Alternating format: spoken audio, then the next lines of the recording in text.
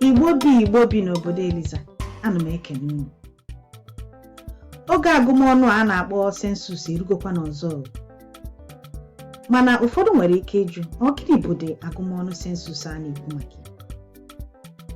Agụmọnụ a na-akpọ CENSUS na-eme ofu ugboro n'afọ 10 ọbụla.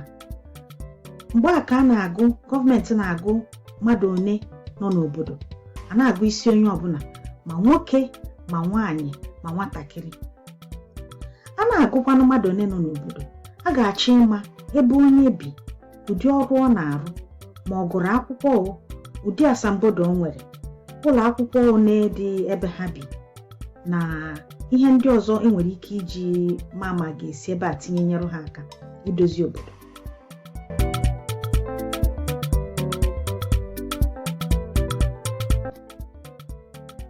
Uru a na-erite na agụmọnụ a ka nkuu.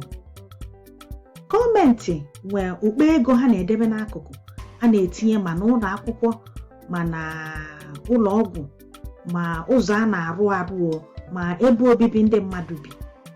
Ha marụ na mmadụ one bi ebe, marụ ụmụaka one, marụ ndị nwaanyị one ma ndị nwoke one bi n'obodo, ha marụ na ebe a ga-etinye enyemaka. Abịakwa na nke ndị na-achọ ịzụ afịa. Onye na-azụ afịa dịka gịnwa ma ọ gịnwa, n'ịma ndị Igbo, ịma na ndị Igbo na ịzụ afịa na-amasị ndị Igbo. Onye a nwee ike pụtasị kedu ebe a nwere ike ibido azụmahịa ga-abara ndị Igbo uru, ma ọ tinyekwa n'ebe ndị ahịa ndị Igbo ka nkụ. Ọnụ ozi enwetara na agụmọnụ a ga-enye ndị mmadụ ohere ka ha ghọta mmadụ one bi ebe, mara ụdị ihe ndị bi ebe ahụ ga-enyere ha aka.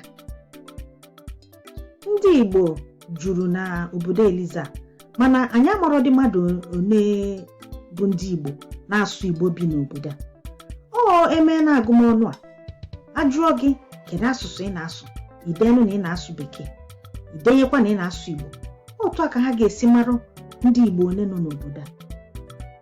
O nwee ihe dapụta, a ga-eji nyere ndị Igbo aka, enyerụnụ ha aka. Ịma ka mmadụ ra, ịmara mmadụ one nọ ebe a, ịma aka ị ga-enyere ha.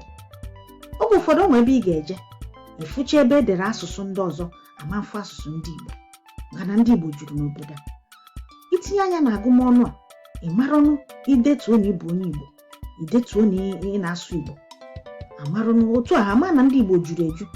Ya bụ na onwe ozi a na-ezi, eji izi ozi ezie nke ga-ezuru ndị Igbo, zie nke ga-ezuru ndị asụsụ ndị ọzọ nọ n'ụwa bi na obodo Eliza.